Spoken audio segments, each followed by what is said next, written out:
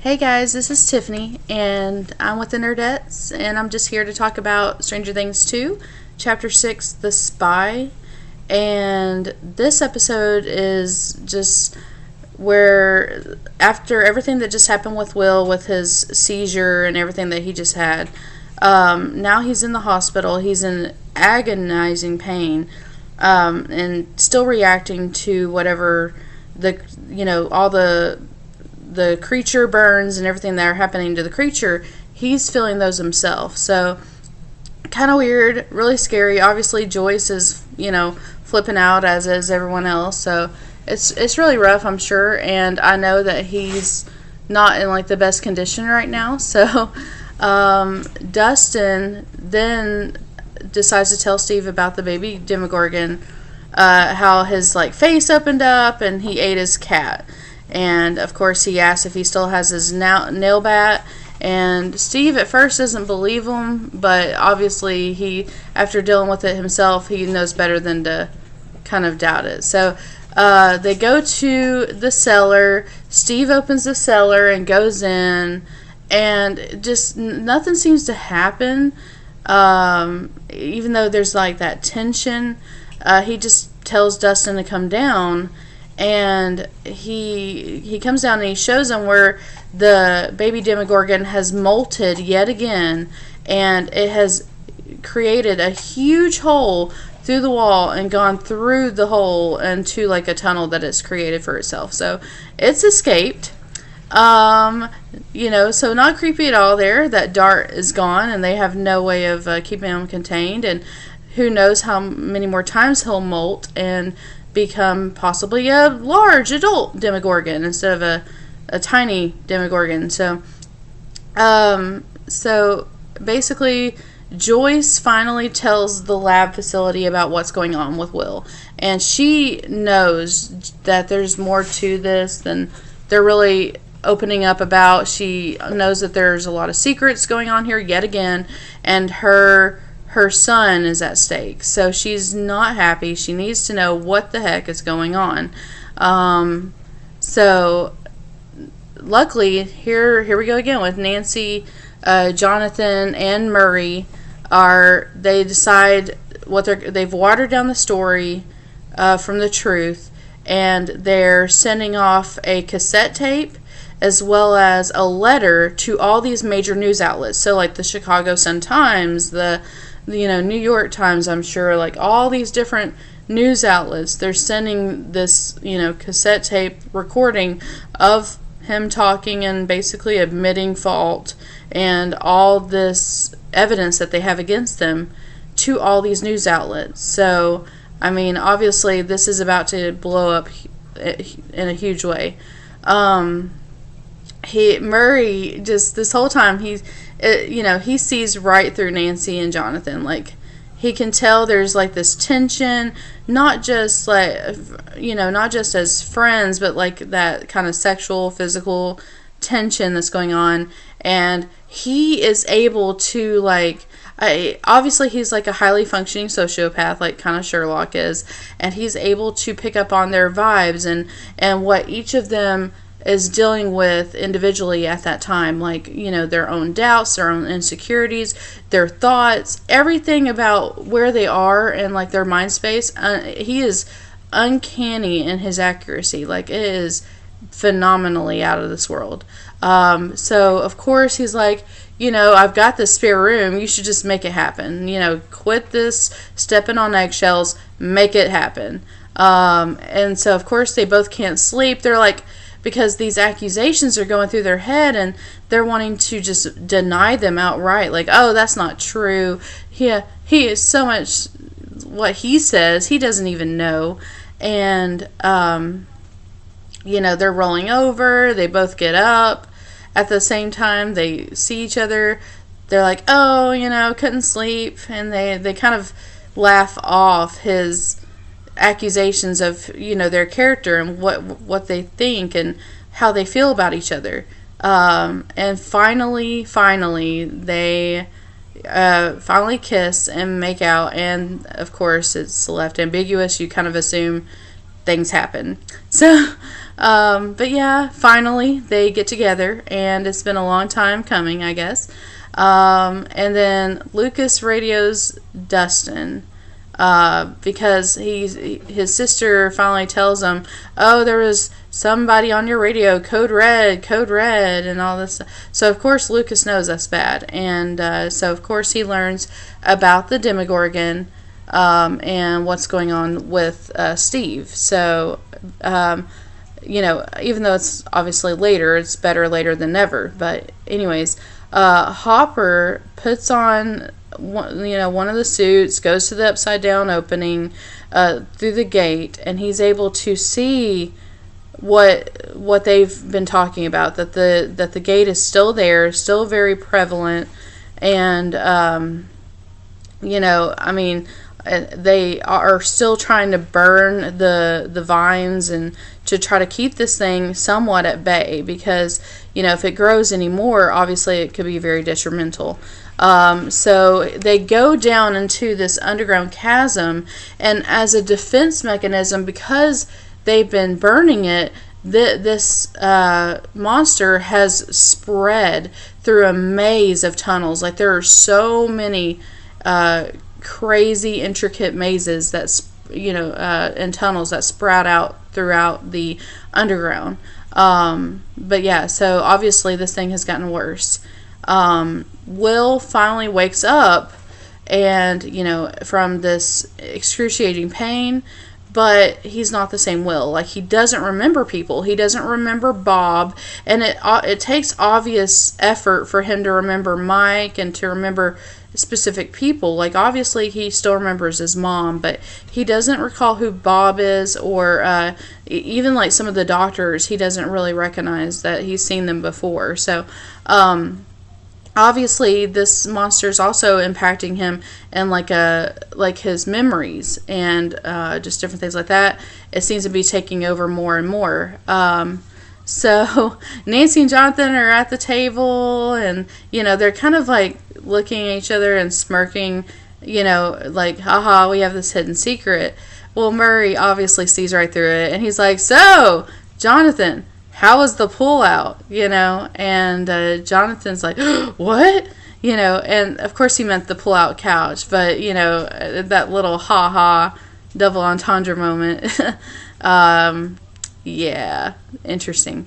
But yeah, like I said, Will doesn't remember Dr. Owens. He remembers Mike. He does not remember Hopper. He doesn't remember saving Hopper the other night. He says that he actually says that the soldiers hurt him, and he actually says it upset him. So I mean, he still has this really crazy connection to the shadow monster that like infiltrated his being, and it's still very, very scary. Max, it actually shows Max, she was talking with Lucas. He like comes to her door. Billy doesn't know what's going on, but he suspects that she's doing something he wouldn't like. She's like, oh, it was just Mormons, and she's a very bad liar, obviously, so she escapes through the window, gets on the bike with Lucas, and they ride off. Let's see, the doctors decide to test a theory. They bring in what looks like almost like a limb of a I guess a part of this root, almost living. I don't even know. For lack of a better word, like a tentacle, like Cthulhu, And they talk to Will. They're like, okay, we're gonna test this. This may hurt. Is this okay? And he's like, yes. So they set fire to it, and it obviously like hurts him as well. And there's no definitive way to explain this bond that they have. It's like, it's on multiple levels now. It's not only in his head.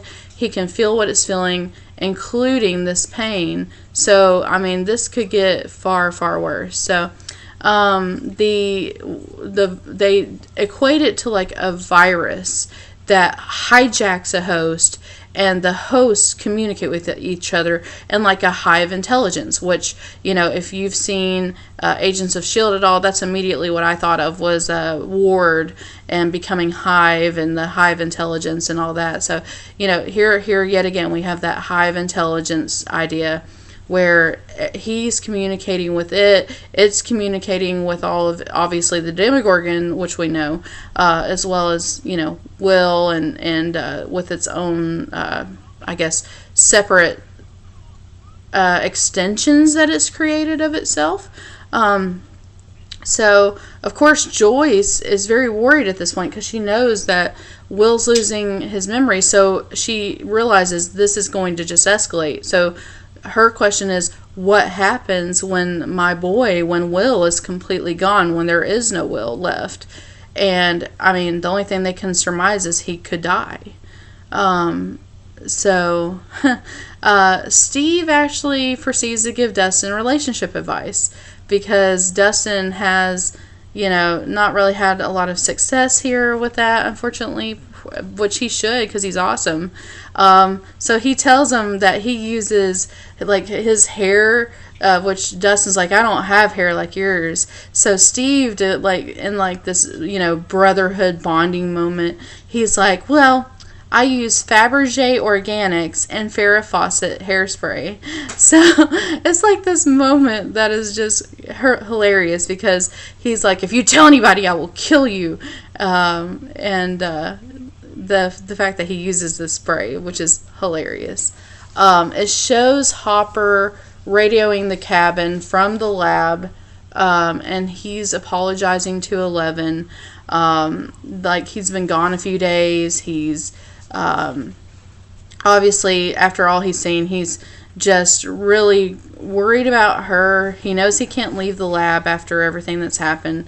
After, you know, they're still doing tests on him to make sure he's okay after being in the Upside Down, and he just wants to reach out and let her know that basically he's okay, but at the same time, you know, that he still cares about her as well. So we then see back to Will. We see like his brain and like before and after, and these abnormalities have grown. It's like almost like this brain activity, like these deep red places have taken over the majority of his like the brain scan that we see, like the x-ray or however you want to call it. They're growing, and they want to burn this thing even more, which is even more detrimental to him. So, but, however, Will says he thinks he knows how to stop the shadow monster. So, who knows how or what his plan is, but somehow he thinks he has an idea. So,